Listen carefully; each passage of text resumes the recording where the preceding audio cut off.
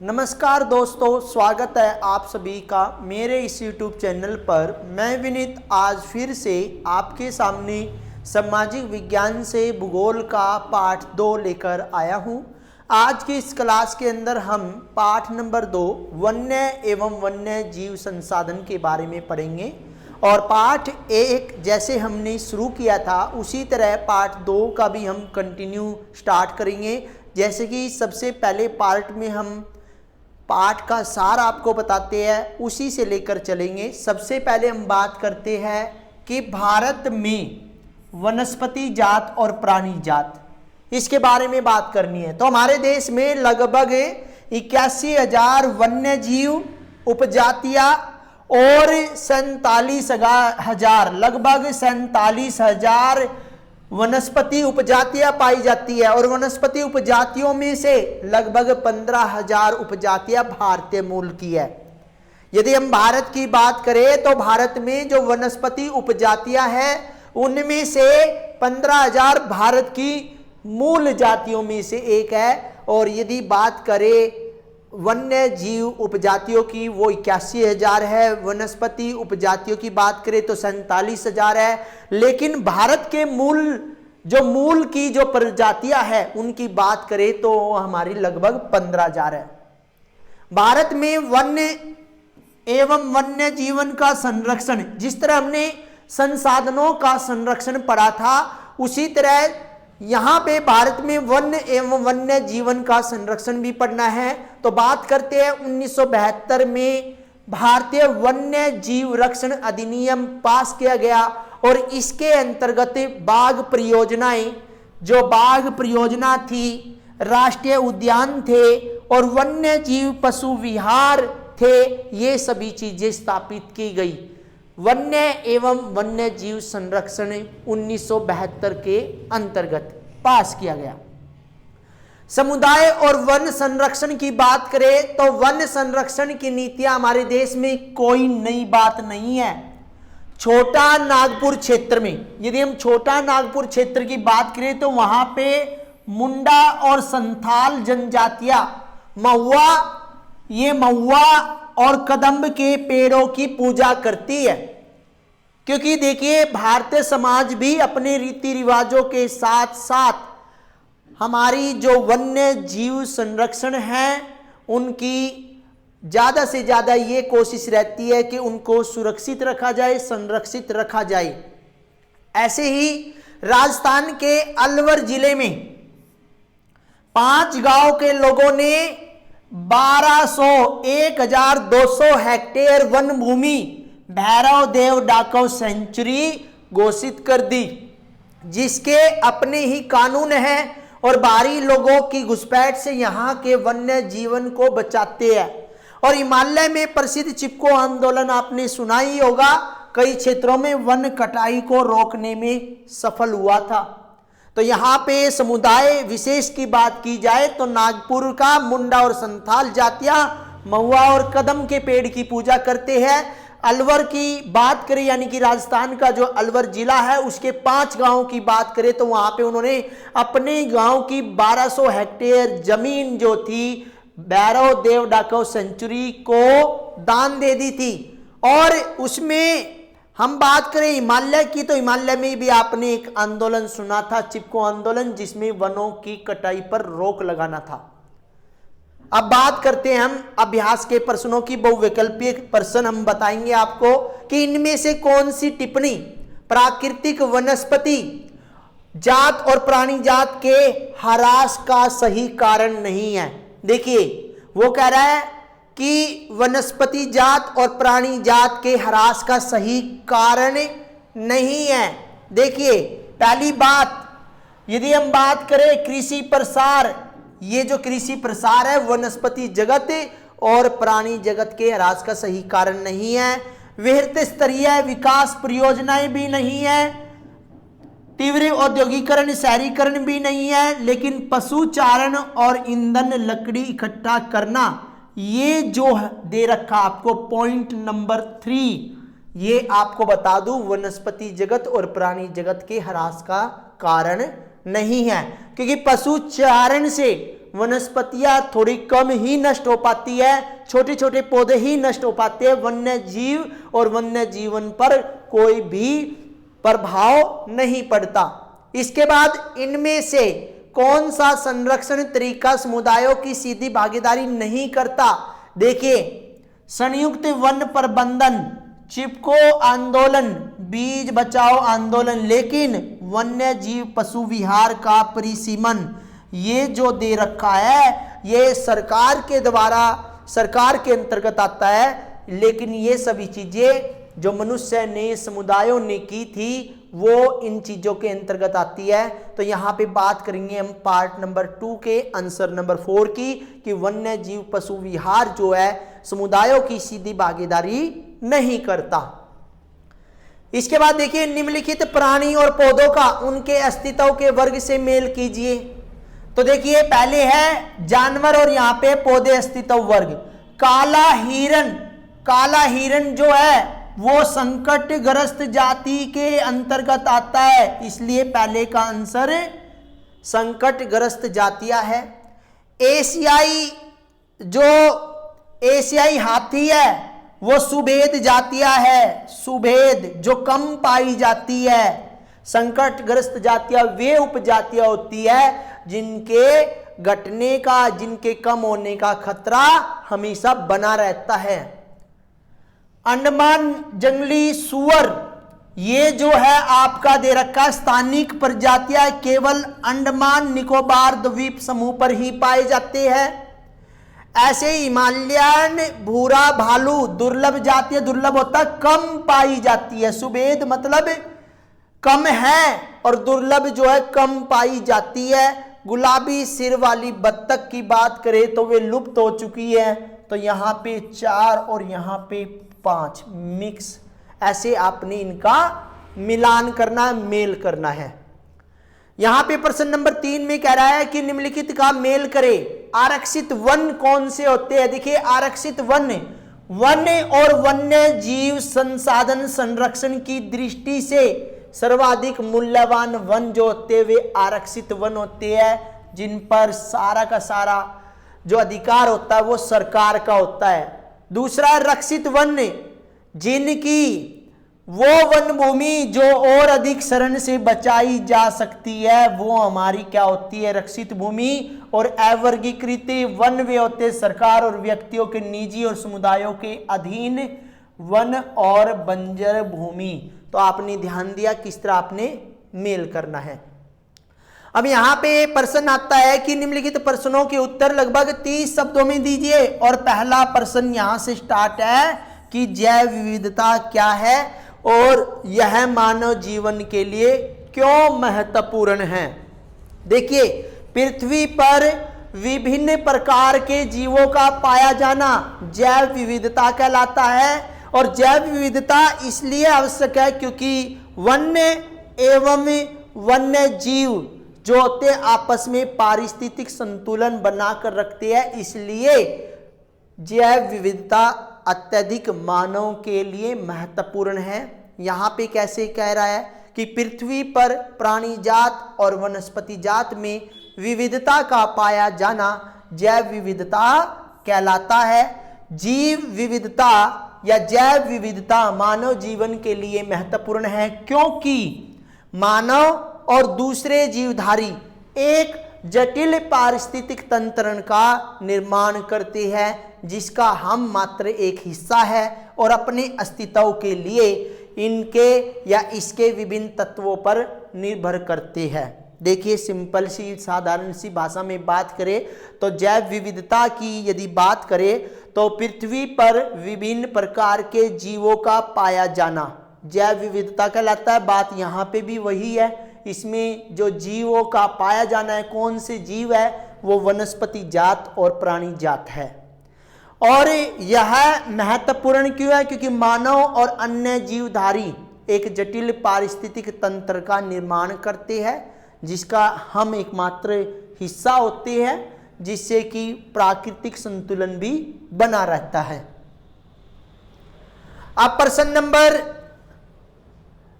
5 में हम बात करेंगे निम्नलिखित प्रश्नों के उत्तर लगभग 120 शब्दों में देने हैं। तो यहाँ पे देखिए, भारत में विभिन्न समुदायों ने किस प्रकार वनों और वन्य जीव संरक्षण और रक्षण में योगदान दिया, कि भारत के देखिए किस तरह भारत के विभिन्न समुदायों ने वनों और वन्य जीव संरक्षण और रक्षण में अपना योगदान दिया है। तो मैंने अभी बताया था कि राजस्थान के अलवर जिले में 5 गांव के लोगों ने 1200 हेक्टेयर वन भूमि भैरव देव डाकव सेंचुरी घोषित कर दी, जिसके अपने ही कुछ नियम हैं, कानून हैं, जो जहां पर शिकार वर्जित है और बाहरी लोगों की घुसपैठ से यहाँ के वन्य जीवन को बचाते हैं। दूसरा है कि कुछ समाज, हिंदू धर्म में कुछ समाज कुछ विशेष पेड़ों की पूजा करते हैं और आदि काल से उनका संरक्षण करते आ रहे हैं, जैसे छोटा नागपुर क्षेत्र में मुंडा और संथाल जनजातियां महुआ और कदम्ब के पेड़ की पूजा करते हैं। उड़ीसा और बिहार की बात करें तो शादी के दौरान इमली और आम के पेड़ों की पूजा करते हैं। और ऐसे ही राजस्थान में बिश्नोई गांवों के आसपास काले हिरण, चिंकारा, नीलगाय, मोरों के झुंड देखे जा सकते हैं, जो वहां के समुदायों का अभिन्न हिस्सा है और कोई उनको नुकसान नहीं पहुंचाता। तो इस तरह हम यदि बात करें तो जो भारत के विभिन्न समुदाय हैं वो वन्य एवं वन्य जीव रक्षण में अपना अहम योगदान प्रदान करते हैं। अभी यहाँ पे पार्ट नंबर 2 की बात करते हैं, 5वें के, कि विस्तार पूर्वक बताइए कि मानव क्रियाएं किस प्रकार प्राकृतिक वनस्पति जात और प्राणी जात के ह्रास के कारण है।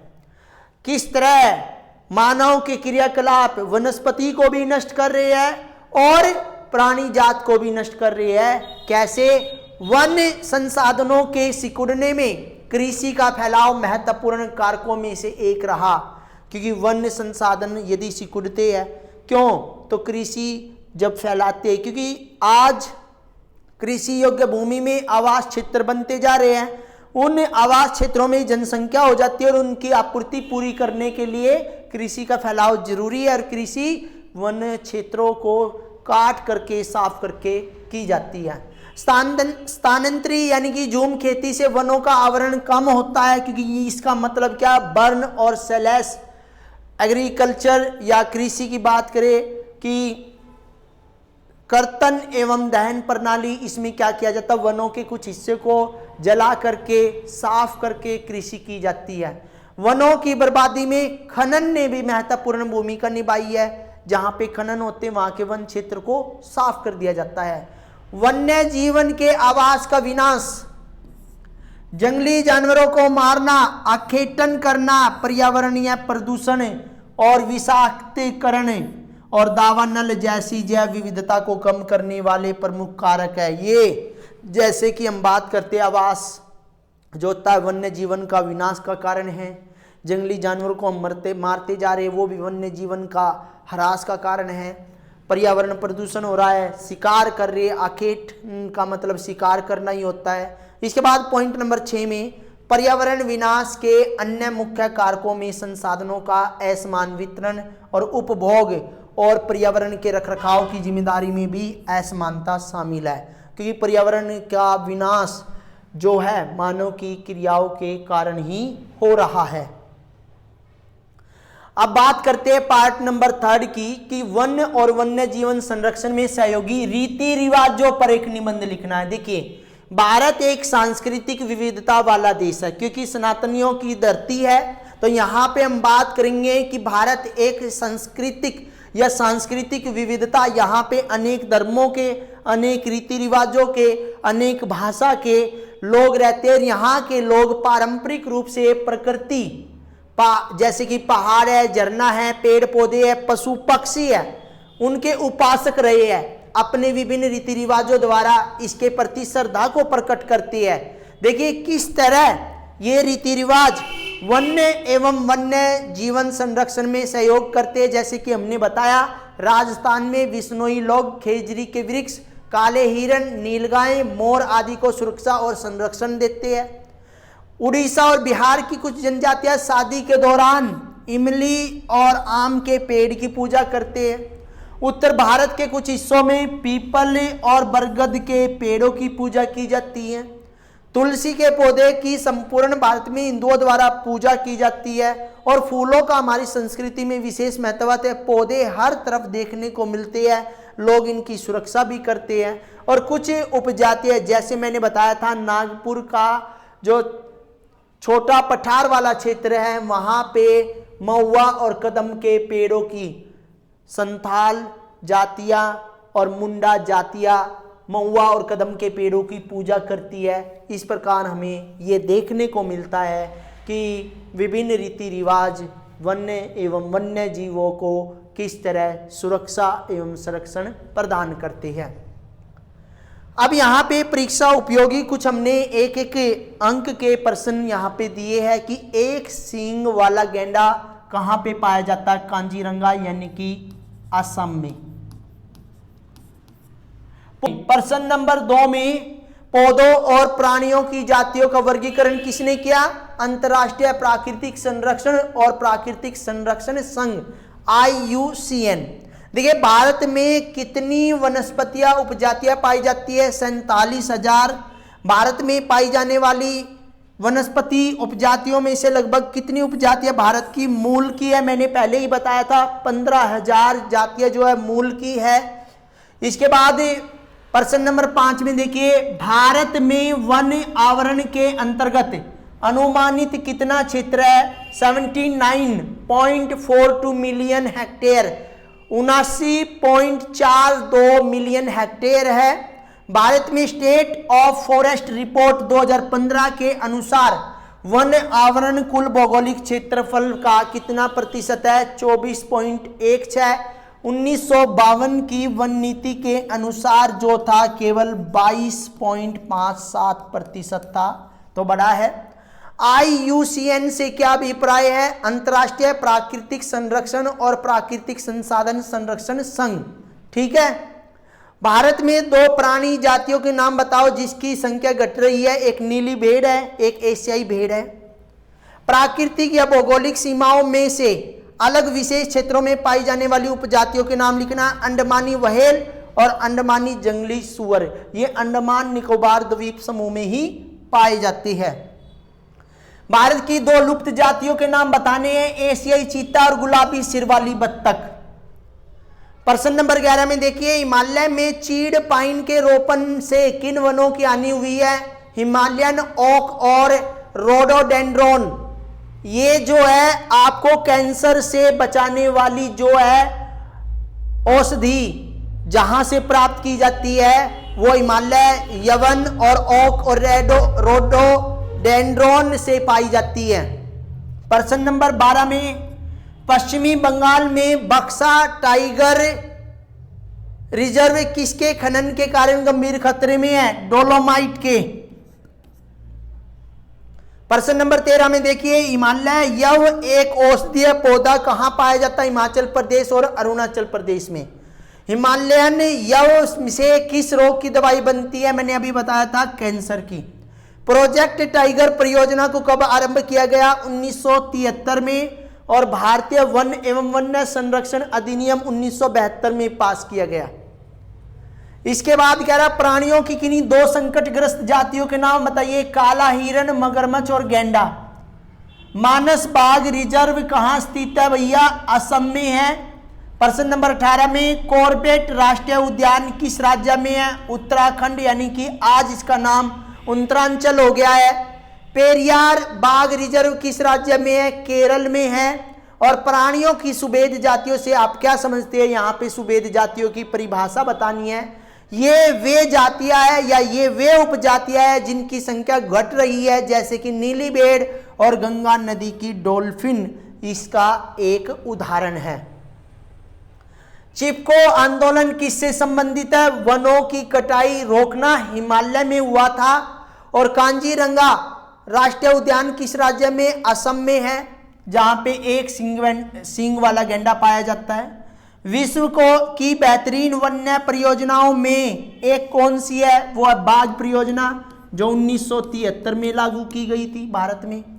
वन एवं वन्य जीव संसाधन संरक्षण की दृष्टि से सर्वाधिक मूल्यवान वन क्या कहलाते हैं? सबसे उन्हें हम आरक्षित वन कहते हैं।